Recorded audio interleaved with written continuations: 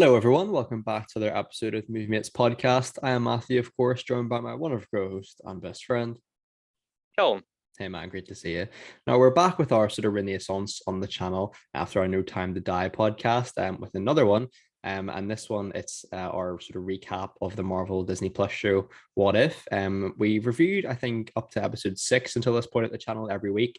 Then we took our break, and now we're back reviewing the next 3 episodes. That's 7, 8, and 9. So yeah, 3 episodes in here. We'll probably break them down, I'd imagine, on an episode by episode basis. But I'd imagine with us, we'll probably get into talks about just general what do we think of the show, favorite episodes, favorite characters, where it could go in the future, all towards the end of the podcast as a kind of general summary of our thoughts. And of course, full spoilers here. This is with the trend with all our what if reviews. So I'll pass over to Calm to explain what those 3 episodes that we are reviewing are. yeah, it didn't seem like we took that long a break, but I suppose life happens. So episode 7 was What If Thor Was an Only Child, where we see him partying it up in Vegas. We'll talk about that episode first, I suppose, and then we'll get into the other ones. It was it's one where kind of just leads to nothing, but we'll talk about that in a second. Episode 8 was the idea of what if Ultron won? So instead of being defeated in Age of Ultron, he actually was able to take control of the synthetic vision body and become Ultra Vision. And then episode 9 is a carryover of those stories where the Guardians of the Multiverse come together to kick Ultron's ass. Yeah, you summarized it really well there. 3 kind of different episodes, but obviously it's got the overarching theme of this sort of Ultra Vision villain in there. But yeah, just before we kick off today's podcast, thank you very much for everyone who supported us recently. If you haven't checked out our latest podcast of the latest James Bond, please be sure to do so. And of course, Timecodes, email, and our iTunes link is all in the description for this week's episode. So yeah, mate, can we kick us off with the Party Thor episode then?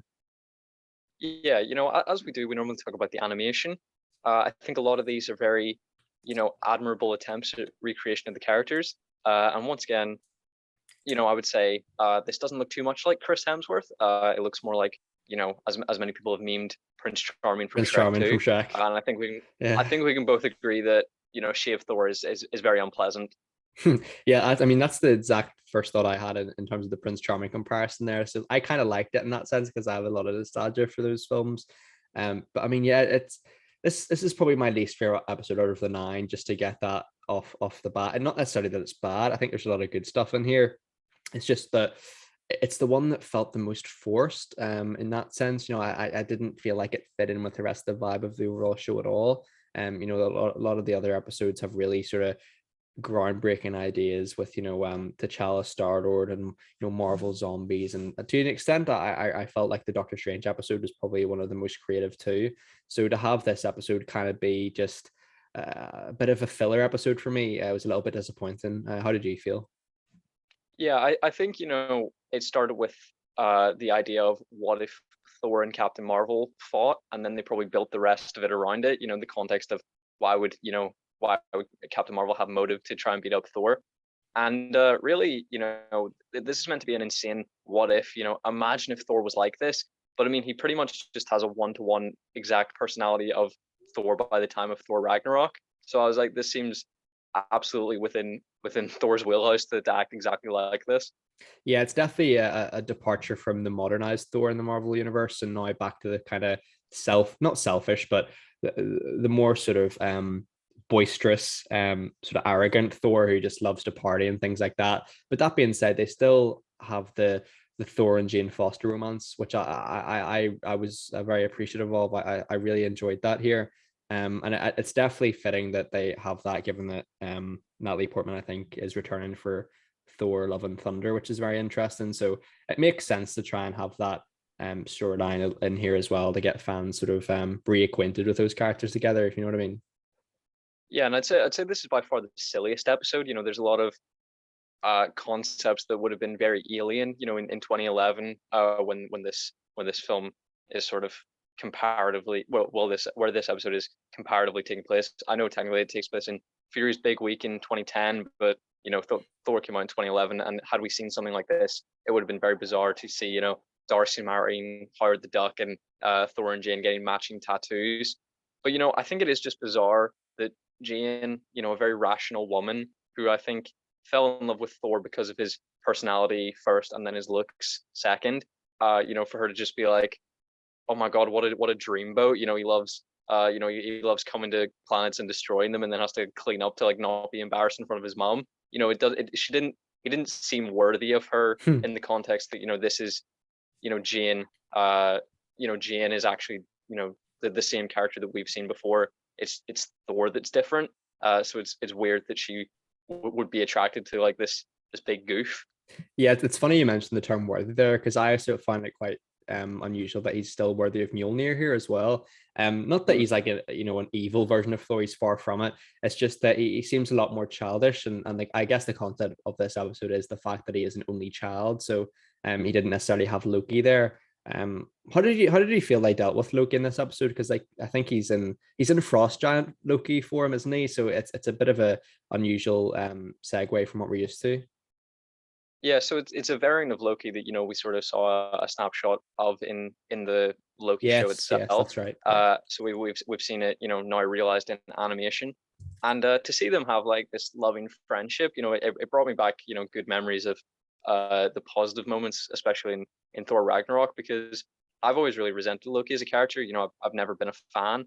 I sort of warmed to him on my more recent rewatches of all his appearances, and then the Loki show I think was I think it's still by far the best Disney Plus show, at least in regards to consistency across episodes, because I think every episode is great, but like it maybe doesn't hit the highs of WandaVision, but I think it definitely it definitely plateaus in a level of quality that I think surpasses the lower points of WandaVision.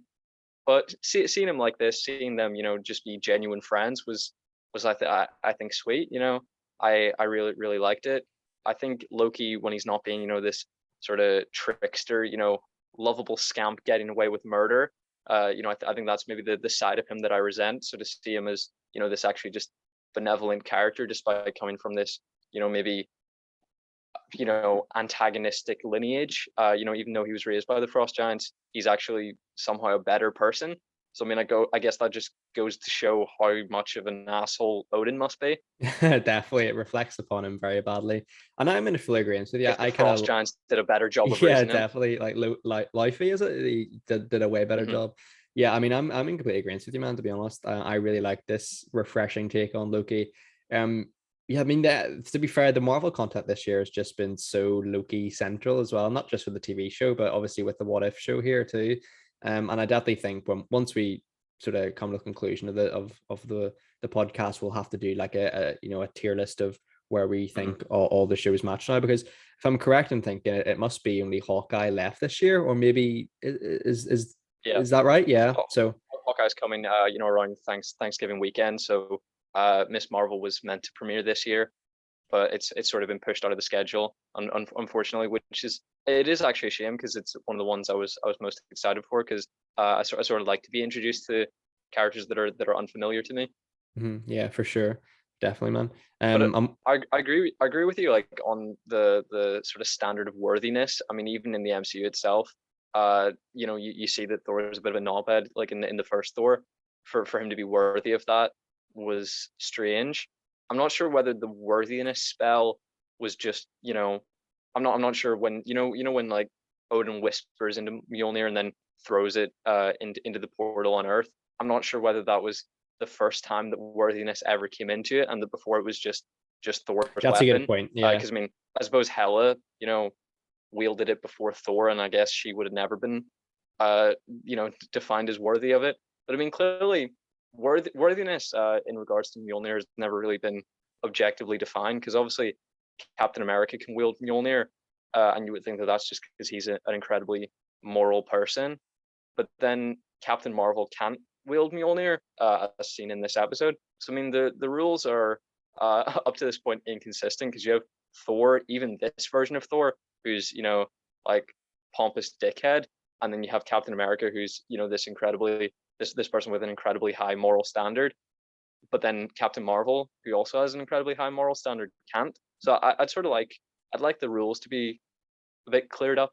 Yeah, I'd like a bit more clarity to that as well. I mean, in the comics, they've gone crazy. Pretty much every MCU character these days can lift it, which I'm not too sure how Mm, I feel about it because I quite like the special quality of not everyone can. So yeah, so for me, I mean, I know Black Widow has in the past, and I think that even the MCU version would be worthy. yeah, definitely. They kind of have a little Easter egg to that, don't they, in Age of Ultron when Natasha just refuses to lift it anyway, doesn't she?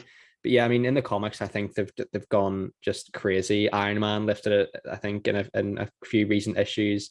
Obviously Captain America, but then he was always able to lift it really since back in the day, and a few others. So I hope it's not something the MCU decides to do in any really not now that they've opened this sort of what if TV show they can bring it back because I think in the universe now it's still destroyed, isn't it? Because Cap left it back in Endgame, so I'm not sure if it's still in the Yeah, picture or not. yeah. I mean, currently, yeah, Captain America did leave it back, but then I'm pretty sure that that's going to be the weapon that Jane Foster then uses when she becomes the mighty Thor. Yeah. So I don't Mhm. know whether it reassembles. I suppose we'll have to wait and see. We will wait and see. We'll wait and see. But yeah, back to the Party Thor episode.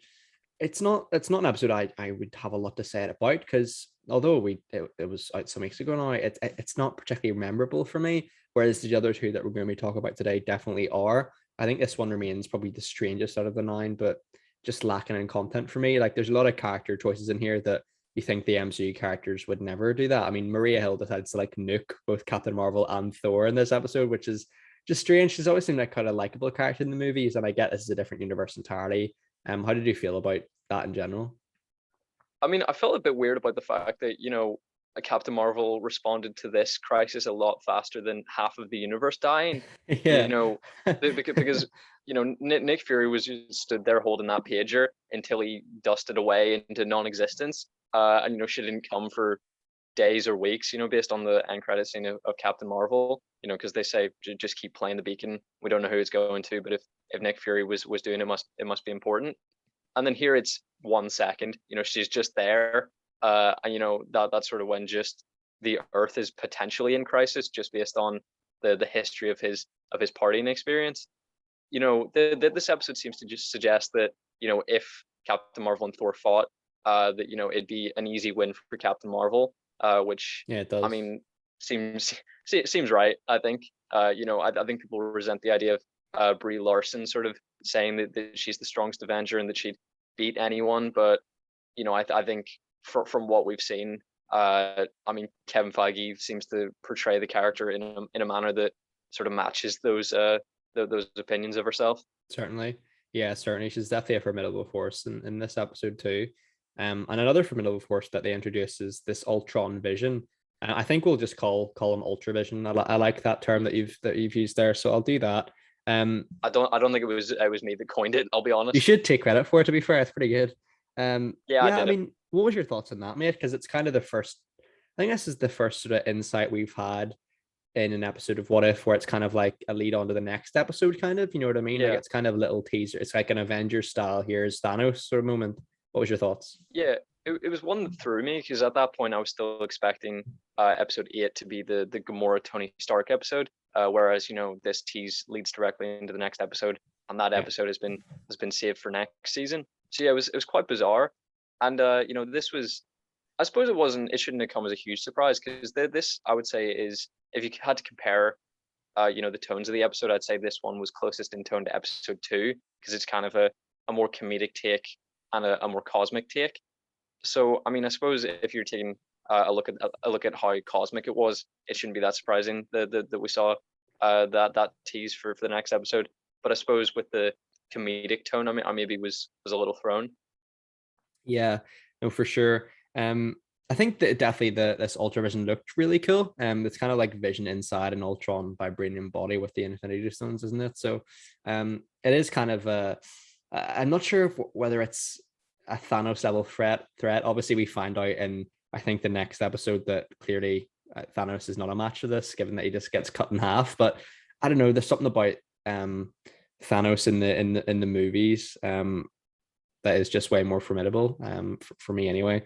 Not that not that this Ultron couldn't work live action. It's just for me, I don't know. I just it felt like it felt just a little bit.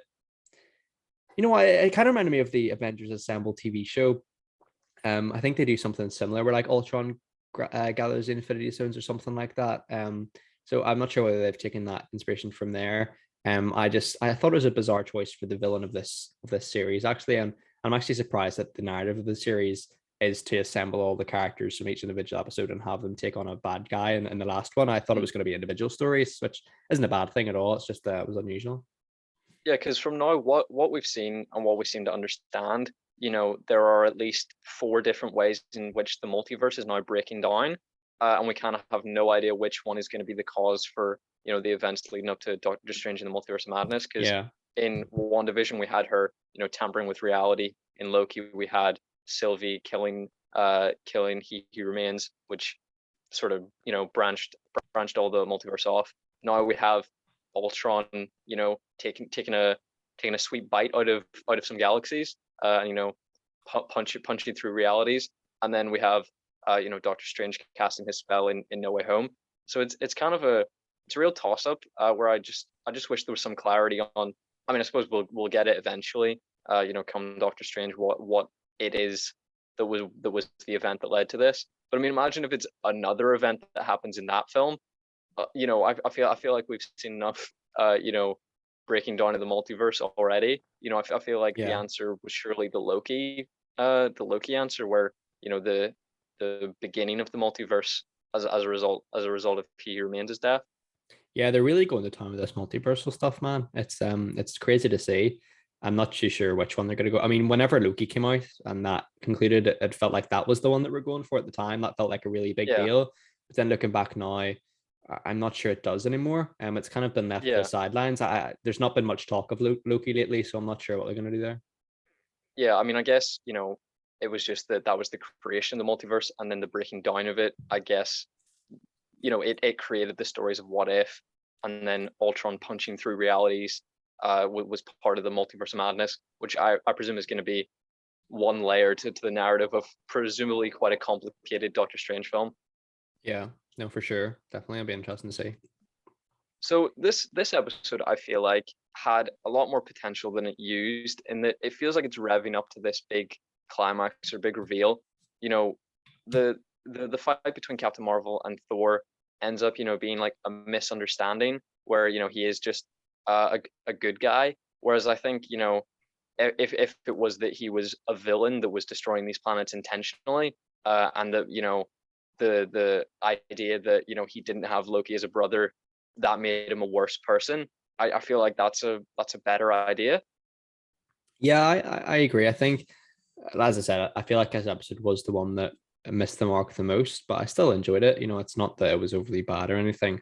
Um, I'd be very interested to see whether with these what if episodes, you know, if they ever decide to bring like a Captain Carter or a Party Thor into the MCU, are they just going to translate it into live action, or are they going to do are they going to animate them but in live action, kind of like Oh, what would no, do that Pink please. Panther style?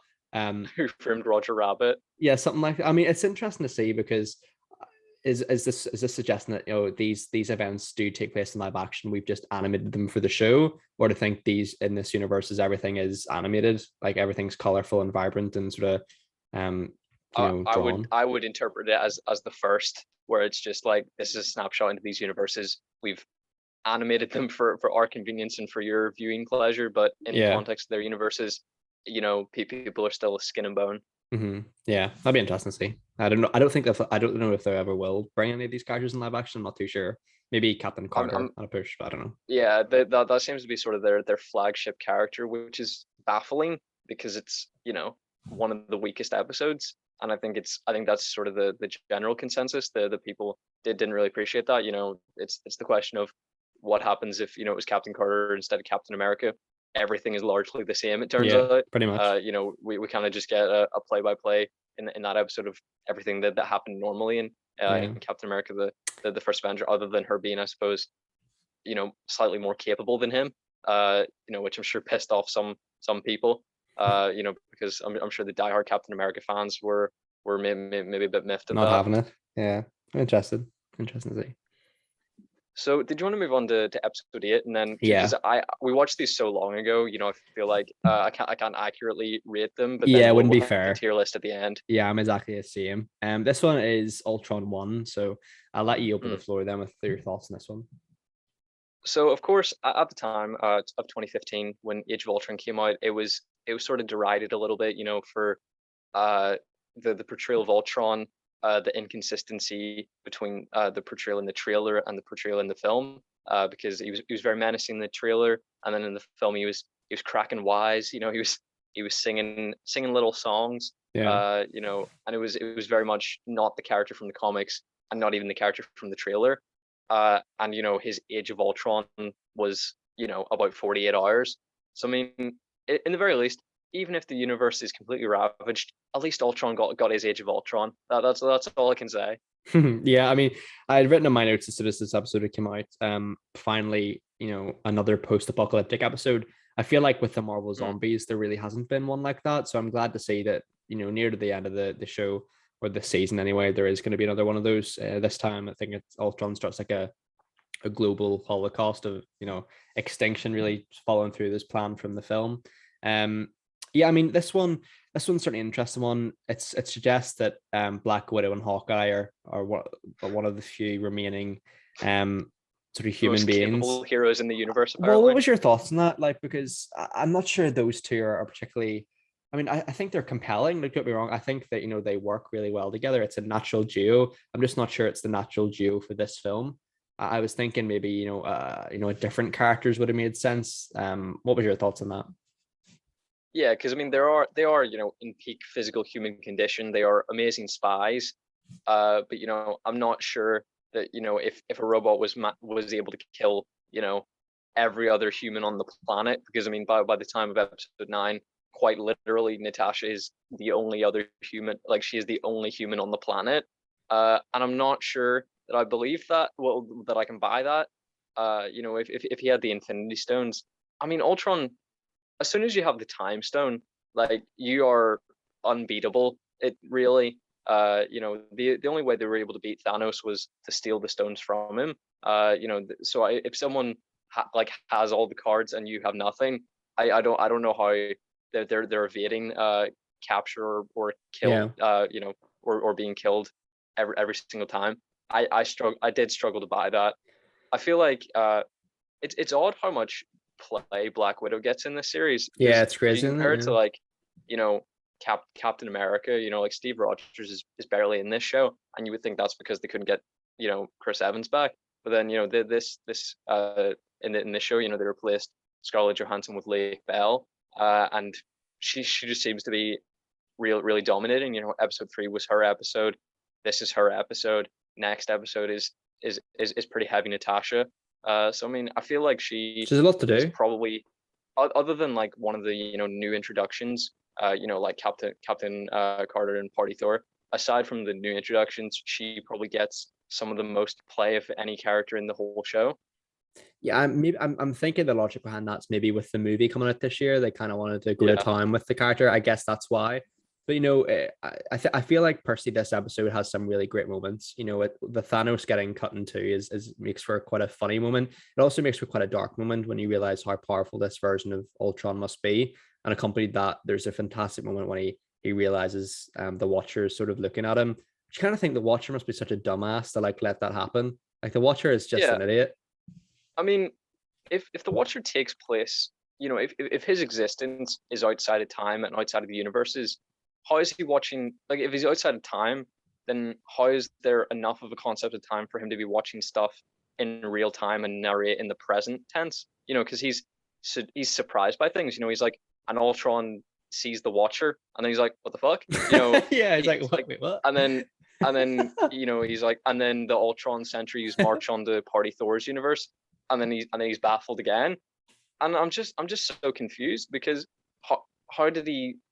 Surely he's a He Who Remains character who sort of knows the existence of the multiverse from beginning to end, and he's just narrating it for our viewing pleasure, to give us an understanding. So I don't know he's how he's surprised by things that are unfolding in the present tense, when when he exists out of time. I'm Yeah, just very confused by that. yeah, But I I'm agree. willing to overlook it.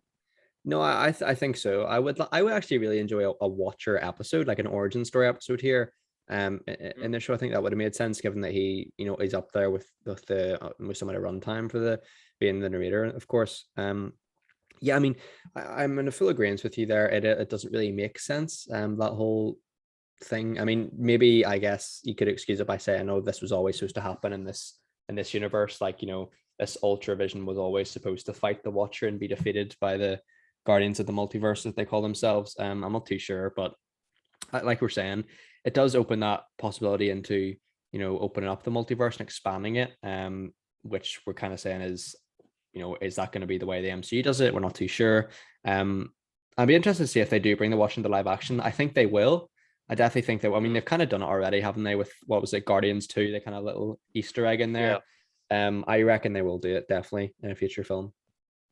Yeah, I'm just wondering, when was his creation? Was he created the moment that Sylvie killed He Who Remains? Because before that, if there was, if every multiversal branch was clipped, he presumably would serve no purpose to exist. So I wonder if he was brought into being by that event. Yeah, I would like an origin story for him. yeah, me as well.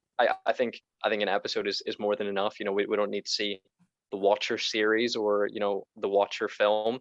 If Marvel is confident enough in giving us, Captain Carter's origin story in a half an hour span, I'm sure they can comfortably do that with the Watcher himself. Yeah, You know, I said, it's great that we get to see we don't even get to see, but we're aware of the fact that Ultron is a formidable being within this episode, or yeah, within this new universe that we're viewing. And I think that, in regards to competence and menace, I think that Ultron really does get, a lot of redemption here. But I feel like this should have been, James Spader's opportunity to redeem the character, to yeah. finally play Ultron in What a a sinister voice. manner. But then they replaced him with Ross Marquand, who I just think plays it completely flat. He was absolutely fantastic, I think, as the Red Skull. I think he's a great I think he's fantastic with voices, but Ultron's just he was not for him, doing maybe. a halfway impression of James Spader, but then playing it entirely robotic. Whereas James Spader, added a lot of humanity to him because he's essentially meant to be, you know, what if like Tony Stark was a robot and wanted to commit genocide? Yeah, So exactly.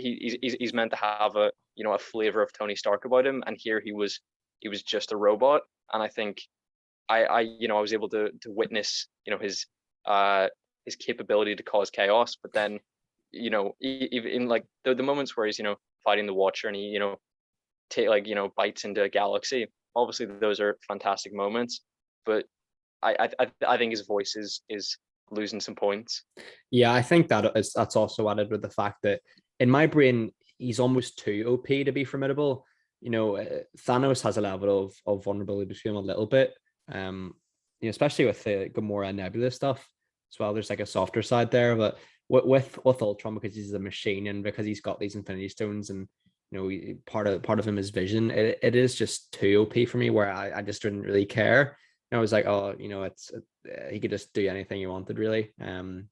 Which is a shame because he is the villain of this show, really. I think we call him that, and he gets a lot to do in these two episodes, especially this one.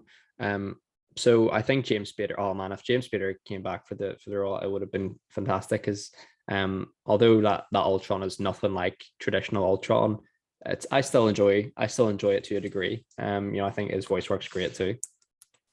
Yeah, I absolutely agree. I think it's quite easy to transition into episode 9 now because Let's these do it. are very much connected. It's clear from this episode that the Gamora episode that we were aware of with her hunting Tony Stark on Sakaar, obviously that's been shifted to next season. But I think now we're just not going to give a shit because we know how it ends. It'll be very weird for continuity, and I think we'll be like, well, clearly they end up becoming friends, and Tony Stark gets this armor, and the AC Bradley, the showrunner, was sort of like you'll be very curious to find out how she got Thanos's armor, killed him. Pretty sure she says it in the episode. Yeah, she does. You know, don't think there's any suspense or surprise. What do you reckon? Capable. Yeah, what do you reckon happened with this episode and the change in format, with this being kind of the, a very different one from what was actually we were told. It was told, what if, what was it, like Gamora was hunting Tony Stark and Sakaar or something? What do you think happened? I mean, why was it changed? I mean, it was clearly COVID, but I feel like either they should have delayed this, and made sure that they could deliver the 10-episode arc, or they should have prioritized doing this one as episode 8, and then doing what was episode 8 as episode 9, and then leaving it on a cliffhanger. I feel like that would have been, a better idea. But then I suppose there's maybe conflicting issues with then bringing out Doctor Strange in the Multiverse of Madness before you resolve this multiverse arc.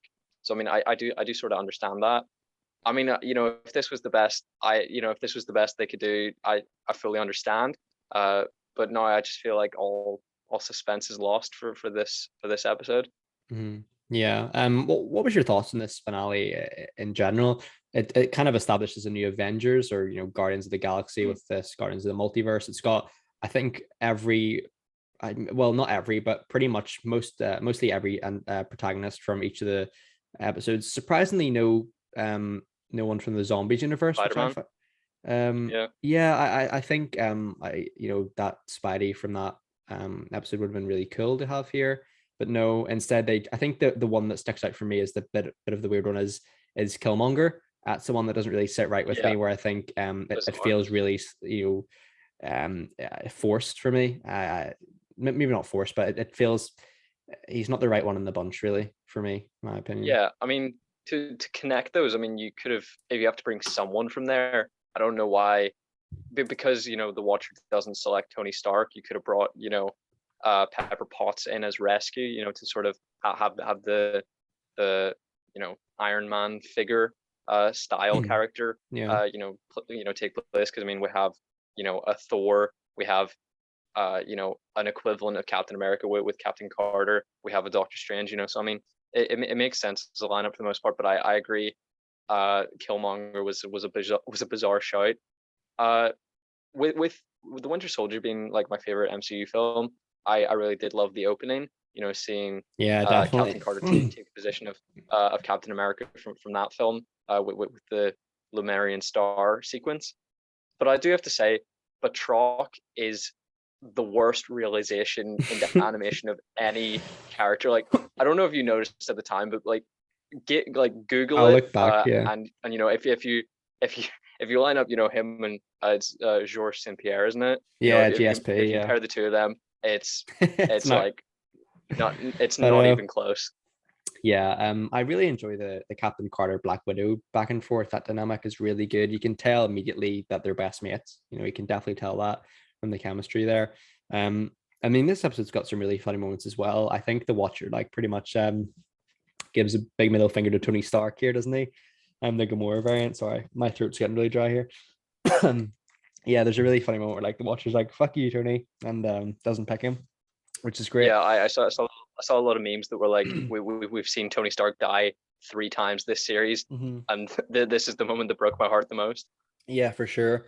That Gamora segment really sticks out as well. You can tell that there's supposed to be an episode in there. It's this episode could have been the best of the season for me. It just misses the mark slightly. Still very good, but there's just a few scenes in there, like Killmonger going rogue, that sort of Natasha Romanoff returning to this sort of other Avengers universe. It's kind of the same. A lot of it just doesn't sit right for me personally. I can see why a lot of people like it.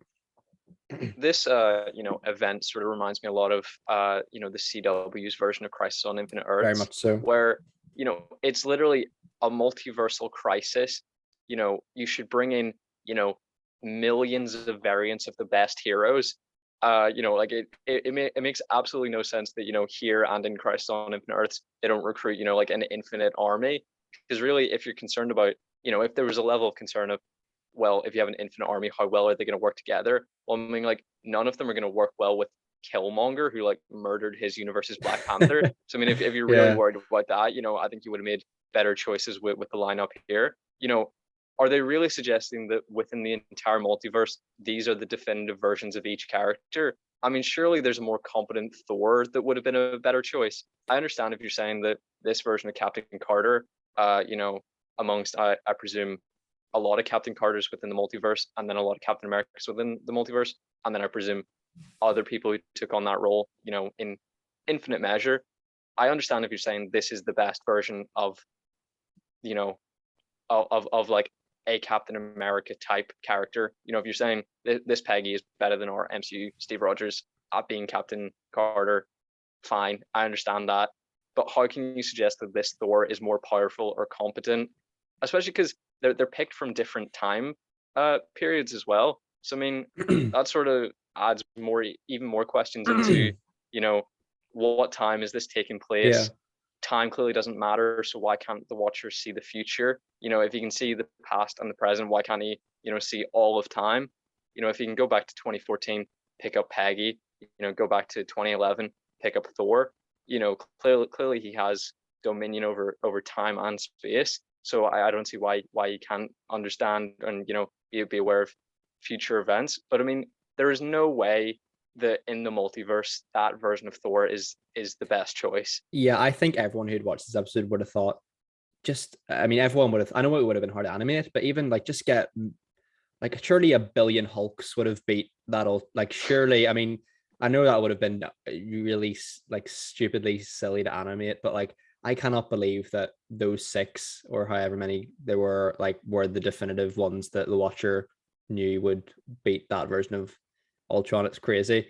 It's not necessarily like, I don't want to shit in this episode because I really do enjoy it, but it's not necessarily a group of heroes. I know it's only 30 minutes as well, but it's not a group of heroes that I think blend together particularly well. I think the standout ones for me are, of course, T'Challa, Star-Lord, Captain Carter, and Strange Doctor Supreme. Strange. Yeah, I think Yeah. those three are definitely the best ones there. Like, but in a way, like, that's kind of a negative in the episode because they're so far above everyone else that it's kind of like, oh, it's not fair.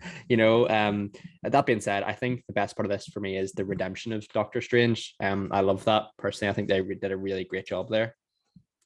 Yeah, I mean, at the end of episode 8, we sort of got a moment where he, cracks wise with the Watcher, and he's like, "I Yeah. want you to say that you need my help," and then I'm like, he also did just like stand by and watch as your universe imploded. Like, I'm surprised that you're just like, one, willing to trust this character, and two, like, not destroying him. Because I mean, if this, incredibly OP version of Ultron is capable of, like, beating up the Watcher, who I assumed was, more of a, I thought he was more of a, like, a deity, than like a physical being, because Yeah. we sort of see him like he's wearing his little, like, golden suit with a cape.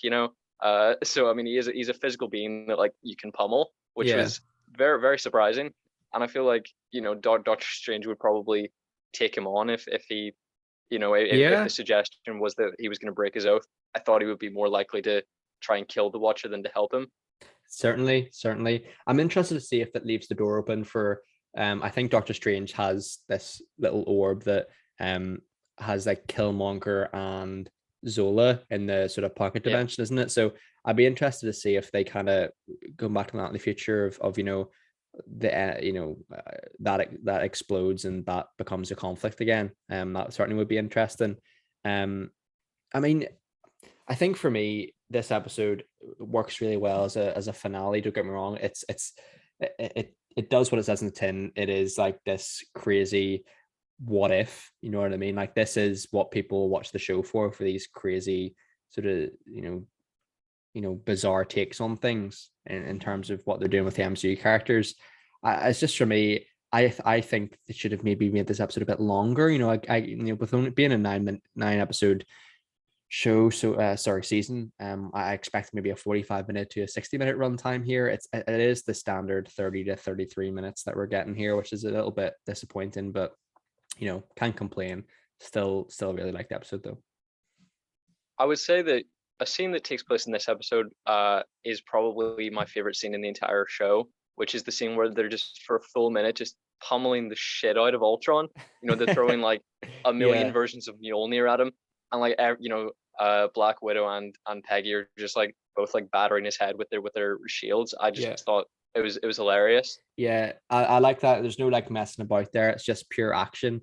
And it's funny you say that. This episode, despite not being my favorite, it certainly has my favorite moment from the series so far. And that's actually the mid-credit scene. I really, although that might not make sense in terms of logistically, like how Steve Rogers is surviving that, if that is him inside there.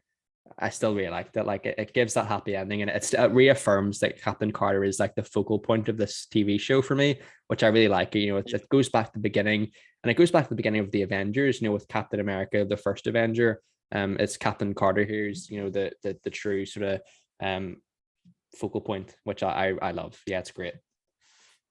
Yeah, I mean, I'm not sure that this was the direction of the show and that they wanted this to happen, but am I the only one who was in like full agreement with Killmonger? Like, if you can use the Infinity Stones to like repair the irreparable damage done to the multiverse with no consequences, I say go for it. Yeah, Killmonger kind of had the right idea there, didn't he? Just he kind of just he maybe went down the line of like let's make our lives better, but I think at heart he probably meant let's make the multiverse better. That's where he was going. So yeah, I would agree with Yeah, you. I mean, he wanted to repair, the sort of Ultron damaged universes. He wanted to repair all the ones that he had destroyed, and then he probably would have just, gone to a what if universe where he's dead, but the world is much better.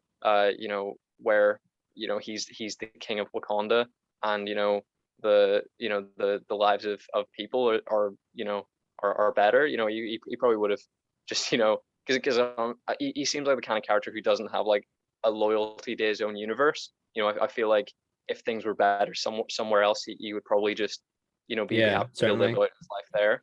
Yeah, no, I would absolutely agree with you on that one, man. I do agree with you. I think I mean I think we need to forgive it for the lineup of the characters because it's just what they could do with their ability to do Yeah. it. But the Avengers make sense because Nick Fury is a man recruiting the best heroes within that universe at the time that he's aware of. But the Watcher is a multiversal character who hypothetically could pick an infinite army of the highest caliber of heroes, but he picks you know like three elite characters and then like four losers. So I mean it is kind of just quite bizarre. Yeah. And I agree with you. I think maybe it was just too much to accomplish in one episode. But I think even with an extra long runtime, it still would have been the same lineup. So I feel like the Yeah, that's issues fair enough. would have still come over. I agree with you that they definitely have to bring the Watcher over into live action because if he's witnessing everything happening in every universe at the same time, if there is this multiversal crisis in Doctor Strange and the Multiverse of Madness, the Watcher doing nothing about it after he's already broken his oath, he'd be a real hypocrite. He certainly would. It sets up that moral dilemma very nicely. So it does. And it leads me to ask you, where do you see the show going? I'm not sure if a second season has been confirmed. If so, apologies, I wasn't aware of it. But if that is the case, where do you see it going? Do you see it being these individual tales, or do you think it'll be an overarching story again, like this one? Yeah, they have confirmed the season two. We're getting the Gamora episode, which I presume is going to be the first episode. And then they say that they're going to cover more stories from from like phase three and phase four. So they sort of teased the idea of doing episodes about Black Widow, Shang-Chi, the Eternals. So I think we're going to see characters that we didn't see at all in this season that have just been introduced later on into the MCU. So I think that they're probably going to go for the most part for individual tales, but obviously now that they've introduced the idea of the interconnectivity between the episodes, it would be a bit weird if it didn't end in this kind of event again. But if it's another issue of the multiversal crisis, I just think it's going to get dry pretty quickly. Do you reckon this will be the last time we'll see these characters like Captain Carter, Party Thor, Doctor Strange? I think Doctor Strange might be one of the few ones that makes it through to the second season, if I'm honest. But I'm interested to see your thoughts. I from what I've heard, they're planning on doing a Captain Carter episode every single season. For however long it runs, and that's a character that I would, you know, very much bank on coming into the live action MCU. Uh, Doctor Strange. I think it's likely that we'll see him in the second season, but I don't think he's going to come over to live action. Which is sort of just adds more curiosity to why Strange is behaving the way he is in Spider-Man No Way Home, which I mean I suppose we'll get answers to in 2 short months, hopefully, Yeah, provided it isn't delayed last minute. Because I mean, I'd I be gutted suppose if that happens. I'd be heartbroken. Venom Let There Be Carnage, I think, was it was delayed to October 15th, I think, at the beginning of September, and then obviously for America it was pulled back to the 1st of October. We still haven't seen it because it's not available here until the 15th, unfortunately. And so I feel like there's still plenty of time for them to delay Spider-Man No Way Home, and that would just break my heart. I think it's more likely with Eternals being released like a month before it. So I can't. It's hard to say. Like we can't forget about that film, but I'm just overlooking it at this point, unfortunately. I mean, the Yeah, trailers look pretty decent. It's just No Way Home's just on a different level of excitement that I just have to look past it. I reckon if we get a second trailer, before Eternals, then at least I think Spider-Man will come out either before, like it'll either come out I think in December, or I think it'll take Doctor Strange in the Multiverse of Madness's slot in March. So something weird, people have said, people seem to think that that this sort of like Spider-Verse arc has been like in the works for years, and I said to you, I'm quite confident that it was kind of just Yeah, a last minute that's what I panic was thing thinking. where they were like, where they had like another just traditional Tom Holland Spider-Man story where he maybe fought like Scorpion and another new villain or something. I thought, in my opinion, I thought they just had a traditional Tom Holland Spider-Man 3 idea, and then the opportunity, because of Loki and because of Doctor Strange, arose of the multiverse, and then all the fans were saying we'd love to see Toby and Andrew back, and then I think they retroactively wrote them into it. But then there's a lot of people on the internet going, no, it was planned. It was always planned. But then I looked back on when they announced the slate of Phase 4 films at San Diego Comic-Con like 2 or 3 years ago. Spider-Man No Way Home was actually scheduled to come out after Doctor Strange and the Multiverse of Madness initially, and then just because of all the COVID delays and pandemic related stuff, it was moved. It was also pushed back, but to December, and then Doctor Strange was pushed back like so much that it went into 2022. So I honestly think it was just COVID, and they were like, I mean, we have more time now. Let's Fuck it, just let's do let's it. just scrap the Yeah. story that we had, because that's the only way that it makes sense, because initially it was scheduled to come out before. Yeah, it's funny you mentioned that. I think if I look at all these Marvel films as a broad spectrum and think, if I take into account all the multiversal stuff that they've sort of done, we'll include WandaVision in there, Loki, What If, of course, and probably No Way Home, Doctor Strange, and whatever they do in other movies. I still think the film that has done the multiversal stuff the best is Spider-Man Into the Spider-Verse for me. I think that Mhm. film really did smash it in the sense that, okay, we've got all these different unique Spider-Men and women. Let's bring them into this universe and have them interact. I think that is just where they've absolutely smashed it there. And for me, that is probably one of the best. That's probably the best. I'd say that's probably the best Spidey film quality wise. It's not my favorite Spidey film, but it's Yeah. the one I can objectively look at and think, okay, that's generally one of the best comic book films ever made for me. It's that good, and it just so happens to be a multiversal tale, but it's just it's got all these multiversal stories that got me thinking about that film quite a lot lately, and how sort of underrated it is.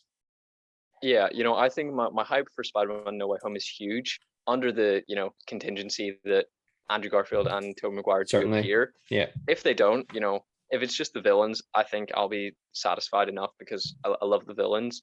It's some of my favorite actors from some of my favorite franchises. But I just cannot imagine a scenario in which it is a better film than Spider-Man Into the Spider-Verse. I think I'll be like, oh my God, Tobey Maguire's there. It's the greatest film of all time. But I mean, in reality, it'll have been, a rushed script and, a really tight turnaround. So I mean, I yeah. I imagine from all that we've heard rumored, if somehow all of the rumors are true, I mean, it's going to be it's going to be a toss up as to whether it's even a watchable film.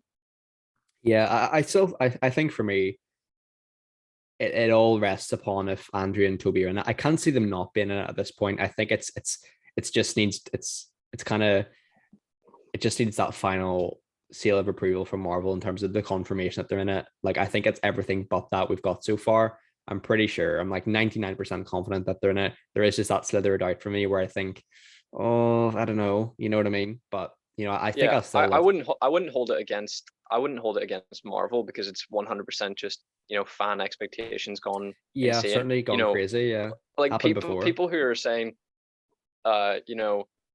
when Andrew's saying, I'm not in it, I'm absolutely not in it, I did not get a call. Everyone's like micro analyzing every single thing he says, and they're like, that's exactly what you'd say if you're in it. And I'm like, well, it's also exactly what you would say if you weren't in it. It's like, what you're like, what is he meant to say? I think this film is going to be like Marmite in terms of people will love it or hate it just because of the expectations they've put upon themselves. And don't get me wrong, I'm guilty of that too. We both are, putting expectations on it. But I think I think I could still enjoy it if they weren't in it, because at the end of the day, look, we're still getting Alfred Molina. Looks like Willem Dafoe's confirmed. Jamie Foxx certainly is confirmed. We've still got like 3 classic Spidey villains from previous films. Like, if you said that to me 5 years ago and say, okay, imagine Spider-Man 3, we're gonna have 3 returning villains from previous films, it would have blown my mind.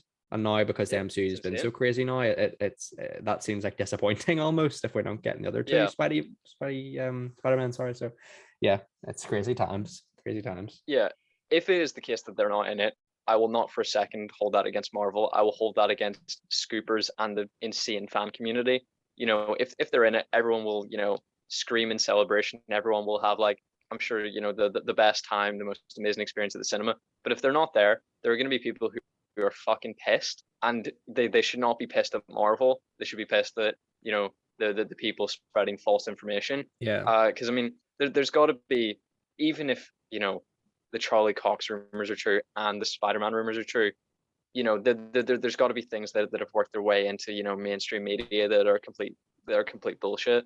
Yeah, I would say so, 100%. Like, definitely. I mean, you look at this and you see like Jimmy Kimmel and Jimmy Fallon like clickbaiting that Spider-Verse thing in their. I thought in the that title. was so unprofessional. Yeah, I thought like, that as well. How can you ask an actor about like a leaked photo? It's like it's that has broken. Yeah, bullshit, if it's real, has broken all copyright laws. I thought that was bizarre, really unprofessional to sort of throw at Andrew, because I mean normally those questions are they go through layers and layers of people. They go through like the actor's PR team, and then the actor does like a pre-interview where they're asked the questions, and they sort of like rough out what their answer is going to be before they actually like broadcast it.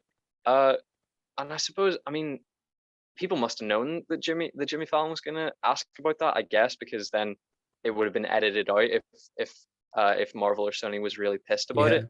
But then if they're like clearing that as an okay question, it's just sending real mixed messages, because they don't want people, if they are in it, they don't want people to know that they're in it. But then they're clearing Jimmy Fallon on like one of the biggest shows in America to publicly ask him about leaked information. I just thought it was bizarre. Yeah, I'm in exact agreement with you there, Colin, to be honest. I thought it was strange myself. Unless Marvel is the one leaking all this information, and why would they do that? Yeah, surely Marvel must have okayed that. Surely, like, with the amount of they would actors... have had to okay the interview, like, especially like, well, maybe Marvel wouldn't, because if their suggestion is that he's not in it, them to then say, oh, you can't show this, would confirm that he is in it, because why would they be able to hold any domain over an interview for an actor who isn't in one of their films? Yeah, I mean, when you hear stories about people on the internet and Facebook and Twitter saying, oh, I ran into Tobey Maguire in New York, and I asked him if he was in the Spider-Verse film, and he gave a little wink and a smile. Like, those stories have to be like exceptionally well made up to not be true. Like, you're either like a lying lunatic or he's in it. I think it's the lunatic. I think it's absolutely that. I think that's absolute horseshit. I mean, there's no way. I mean, I know that Tobey Maguire like hasn't really done any interviews in many years, and he hasn't really been in many films. But I mean, he's not an idiot. Do you really think he's? Yeah. I mean, some of the photos that have been posted online, have been deep faked. Like if him like meeting people in parks and stuff, it'll be like a Yeah. picture of their mate, and they've superimposed a picture of Tobey Maguire. But I it's so hard. There's so much misinformation on the internet. It's so hard to Don't know who distinguish to what's real, trust. what's not, and then leaked information, rumored information to actual fact. I mean, I suppose we'll see it. We'll see it in December, provided it comes out then, and then we'll have all our answers. But I Yeah. mean, if we don't go to like a midnight screening, the film is going to be spoiled immediately. Immediately. Yeah. Well, I mean, Definitely. it's going to be spoiled, like by people who see it early. Venom 2, we had like all the spoilers before it even came out in America, let alone like waiting for it to come out in the UK like 2 weeks later. So I mean, everything about Spider-Man is going to be ruined, after the press screeners, I think. But I mean, we need to. They must be showing a midnight screening surely for I hope such so. an event film. I hope so. I hope so. Listen, I Like talk probably about like 20 quid a ticket. yeah. I mean, I think they would have to. They'd have to do like an Avengers Endgame situation, and just have it at Although midnight. I Like, think it'll be a very toxic environment because I mean my experience with like Avengers Infinity War was not good. But then my experience with Avengers Endgame was okay. I mean, when you compare, UK like cinemas to American cinemas, you have the clips of, Captain America catching Mjolnir, and then you hear like people yelling and shouting and raving, yeah, yeah, so loud that you can't hear the dialogue. And then in the UK, like it's just silence, yeah. which I mean, I just think is respectful. Like, you can't be so excited about a film that you're like, I have to verbalize this with some noise. I have to tell the other people around me that I'm enjoying it. Like I don't even laugh at films. Like it's weird, but I mean, I would say there's a handful of times that I've ever laughed at the cinema because laughing is like a social thing to prove that you're enjoying something, and I don't feel the need to do that at the cinema. Yeah, no, I think so. I think so. I could talk about this stuff all day. Like, to be honest with you, this Spider-Man Yeah, I stuff. imagine we're recording this quite late. Matthew has to go to bed. No, no, no, no. I wasn't He's saying that. I doing was things just tomorrow. I was meaning in the sense that like literally we could do about 5 podcasts on this. We've done 2 already on the Spider-Verse film. I hope it just lives up to the hype. I mean, do you reckon they'll bring some of the Sonyverse into that film, as in like, Morbius, Venom, Craven the Hunter, if they ever do that in a future film, like bring them into the MCU canon? Ooh, it's a difficult one because they've cast Aaron Taylor Johnson as Craven the Hunter, which I think is a great shout. But he of course played Quicksilver. I mean, the MCU isn't completely adverse to recasting character actors. We've seen Gemma Chan is Yeah. playing 2 roles, Minerva and Cersei, I believe, in Eternals. We've seen a few instances of that. Mahershala Ali Yeah. with playing Cottonmouth and now Blade. Alfred Woodard, playing I think Marion was her name in Civil War, Civil War, I and think so. what Mariah? what was the name of her? Yeah, Mariah in Luke Cage. So obviously we've seen a bit of that, but I mean, at least some of those were TV to movies, which Kevin Feige doesn't really consider the TV shows canon. And the weird one, I suppose, is Gemma Chan. But I mean, there was an obvious like visual distinction Yeah. between the two characters, with Minerva being blue, I believe, yeah, because she was a Korean Captain Marvel. But with I feel like no matter how you dress Aaron Taylor Johnson, you're not like making him like an alien. He's not going to be a different color. So I mean, you're going to be like that's Quicksilver, without silver hair. So I Yeah. feel like if you brought him into the MCU, you would be a bit, you know, a bit. Well, I mean, we obviously wouldn't be confused, but I feel like people who recognize him but don't actually have the context of knowing the news when it's announced, I feel like they'd be a bit thrown. Yeah. But I feel like I think if you do a multiversal story with this film, Spider-Man No Way Home, I don't think you can go back. I think you have to kind of just keep ramping it up and keep outdoing yourself. I think there'll maybe be more few and far between. Maybe it'll be a Spider-Verse event every 5 years, and hopefully Tom Holland sort of gets his chance to get a Spider-Man film where he gets to be the center of attention. Yeah, But I would say certainly. that there has to be one down the line where it's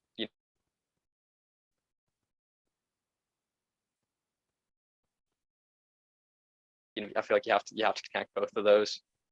Yeah, sorry, mate, you froze on me there. I think we're all good now. Yeah, no, I think you're absolutely spot on. I think the multiversal No stuff, worries. I think the multiversal stuff, I don't want them to go too gung ho with it in terms of like, okay, here's all these multiversal stories, and then they run out of ideas for like the MCU 5 to 10 years down the line. I don't think they're silly enough to do that because clearly they're businessmen and women at heart, so naturally they're going to have ideas of what to do to prolong this as long as possible. Um, I think it's interesting when you include this Sony verse with Venom, Morbius, Craven the Hunter, Black Cat if they're doing that, and then obviously the X-Men universe as well. And we've heard a few things about rumors with Professor X and those kind of things, and Wolverine. So I'm really not too sure where they're going to go with it. It's exciting times nonetheless. I just hope they don't sort of to go crazy with it, like, you know what I mean, and just throw it all in our faces, because it's going to be confusing for the average fan, mate.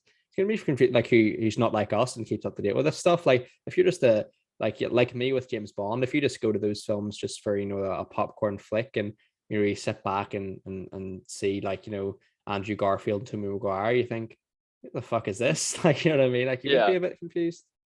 Because I would say my dad's like one rung above like a casual fan. He watches all the He knows his movies, but stuff. Yeah, he knows his none stuff. of the TV shows. And he's a big fan of the characters from their origin. The reason that I love Spider-Man is because I was shown the Tobey Maguire film at such an early age. So I mean, it'll be able to pick up on what's happening in Spider-Man No Way Home. But I mean, if Loki, is a big influence on Doctor Strange and the Multiverse of Madness or on Division, I feel like he's just going to be lost. Yeah, I fear that too for some of the average moviegoers as well. It's a lot to keep up with, certainly is. Well, I think with people like working full-time jobs, I think it is an unreasonable commitment to be like, your life has to be Marvel. If you want to enjoy these movies, you have to you have to live Marvel. Because I mean, I would say I'm a huge Marvel fan, and I still haven't finished Cloak and Dagger, Runaways, or even started Hellstrom. So I mean, the TV shows, I know that they're sort of in a very much gray area in regards to being canon. I mean, as Kevin Feige said, because of the multiverse, everything's canon. It just might not be taking all taking place in the same universe, but within the Marvel multiverse, everything that we've ever seen from a Marvel property is canon. So even as a huge fan of the properties, like I still haven't had the willpower to sort of power through some of the weaker stuff. I mean, I'm shocked that I powered through some of the shows that I did, honestly. Mate, you've mentioned Hellstrom there. I didn't even know what that is, to be honest with you. Like, Yeah, it's like an occult. It's like an occult show about these siblings, I believe. That's all that I know. My nice. knowledge about that's very limited. I think it's not even really connected to the TV universe, because I mean we know that like Runaways and Cloak and Dagger uh and Agents of Shield and the Netflix shows all take place in one universe, which seems to be a different universe to the mainline MCU. So it's all a bit Confusing. complicated, but I don't even think Hellstrom exists in that universe. Well, there you go. Beats me. I have no idea. To wrap up, really, our thoughts with this season as a whole. We got a bit distracted Yeah, there, but I don't mind that, to 25 be minutes honest. ago. I don't mind that, to be honest, because it all links in. I suppose it's a general MCU chat. Listen, if you're viewers of the channel, you'll know to expect that, to be honest. But We've got time codes yeah, below. exactly. If you were to compare this We'll with, sorry, go ahead, mate. I was just say, we'll have tier list listed there. Yeah, definitely. That leads me into that actually. Where would you rank What If in this Marvel Disney Plus sort of roster so Ooh, far? And what we've got: WandaVision, Falcon Winter Soldier, Loki, and this one. So four would it be now? So this would be the fourth one. Yeah, where's it yeah, rank? I think it's difficult to say because obviously with Loki, WandaVision, and Falcon and Winter Soldier, that's one story, whereas this is, uh, you know, 8 stories and then a crossover. So obviously with the telling of different stories, the quality is very expectedly going to be different episode to episode. Hmm. So I would say if I'm going on standard of episode quality and consistency throughout the season, I would say even though I don't even like the character and I had my issues with it, Loki is still top for me.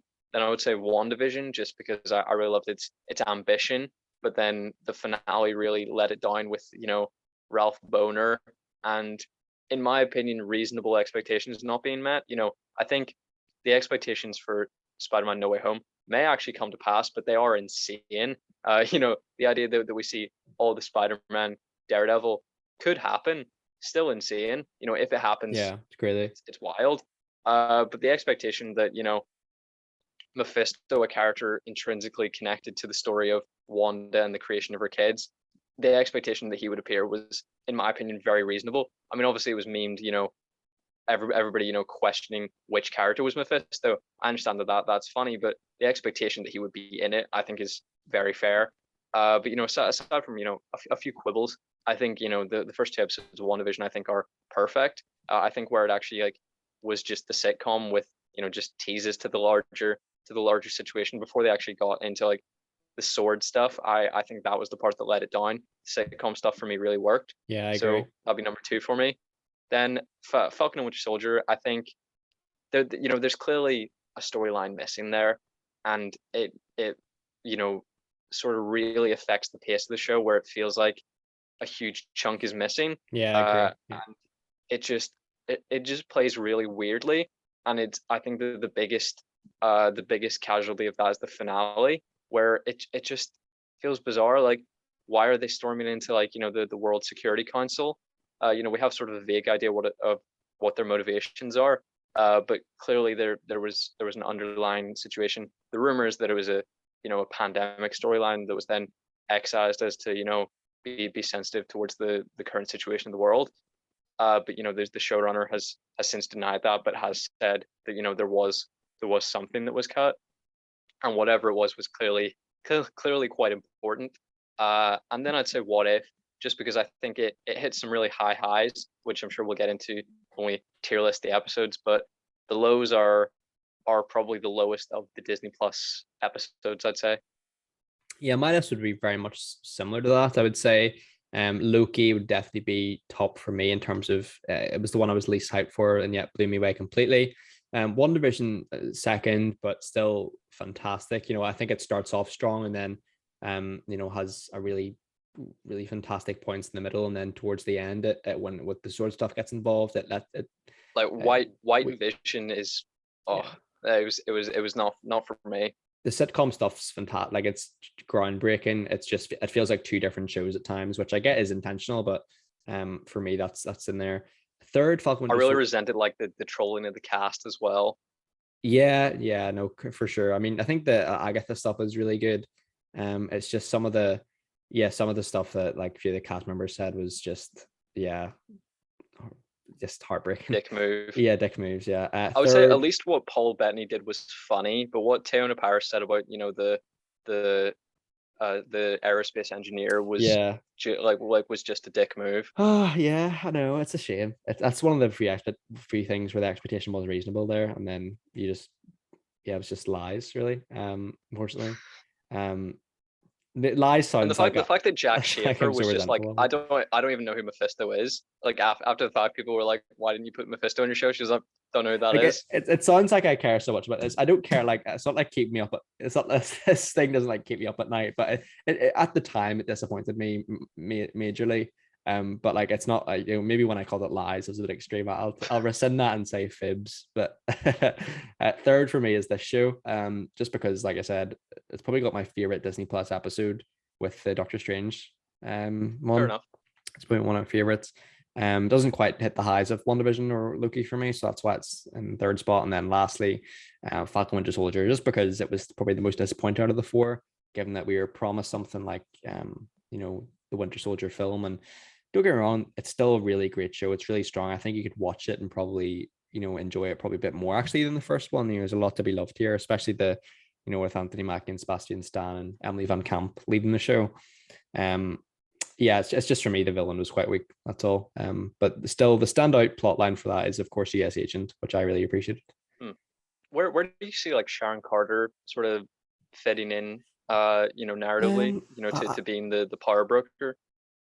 I think that could definitely come into it in the Thunderbolts or a Dark Avengers if they do that there. It definitely seems like with the ending of was it the ending of Black Widow in the post credit scene? There were Valerie was there as well, wasn't she?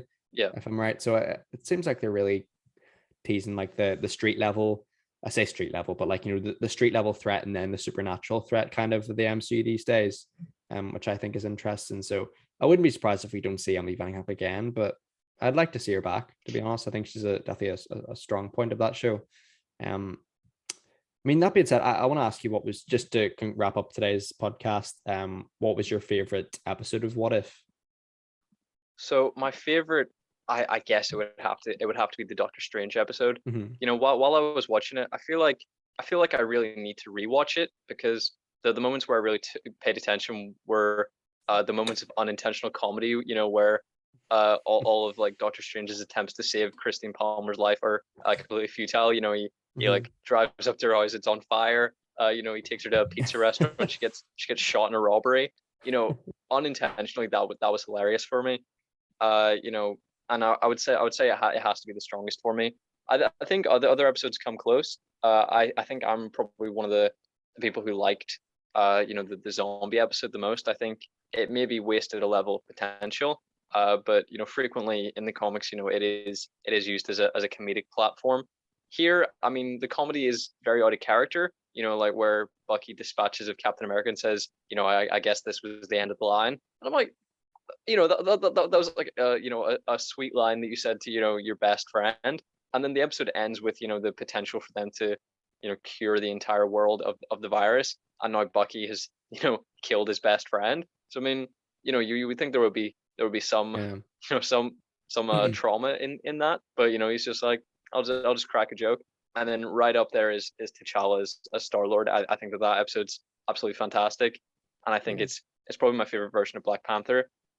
Because I mean, any character that's kind of like a monarch, I kind of struggled to get behind them. So his role as a king, I think within the MCU, I think Wakanda's a fantastic location. I think it's one of the best built universes. Well, one of the best realized locations within the MCU. But I think that this version of T'Challa is probably my favorite. Yeah, I think it's made all the more saddening by this is like the last time Chadwick Boseman's ever appeared in anything. And something we didn't really mention here. Obviously the last episode of the Guardians of the Multiverse is his last ever appearance, I think, isn't it? So yeah, it's heartbreaking, but likewise, I think what a way to say a departure from the character. You know what I mean? Like, it's fantastic. That episode is remarkable. Really is one of my favorites. Along with that, I like the serial killer one too. The the Avengers one. I think generally the show probably was strongest in that sort of episode 2 to 5. I think was probably when it was strongest. And then it kind of weakens a little bit at the end in there. But that being said, I think that's a very strong show. I'd recommend people to watch it. But I mean, I don't have much more to say in it, unless you have anything to say, mate, which I'm all ears. But I suppose asking you your least favorite would be an appropriate question. Let me have a look. I think it's a toss up. I would say it's probably Party Thor, if I'm honest. Yeah. Fair. What about yourself? I'm thinking Captain Carter was probably the most boring episode. Like it was probably the one that amounted to least, but I suppose it was sort of this soft introduction to the idea of the multiverse for maybe more casual fans. Things play out very similar to how they did in the first Avenger, which I mean, I suppose is accessible and recognizable to maybe more casual audiences. But I think I have to agree. Party Thor, I think, wasted a lot of potential, and I think it's the only episode that seems to like be revving up to something and just doesn't get there. Yeah. And certainly. It's just even by the end, the main character just isn't likable whatsoever, which is sort of what my issue with the Killmonger episode was.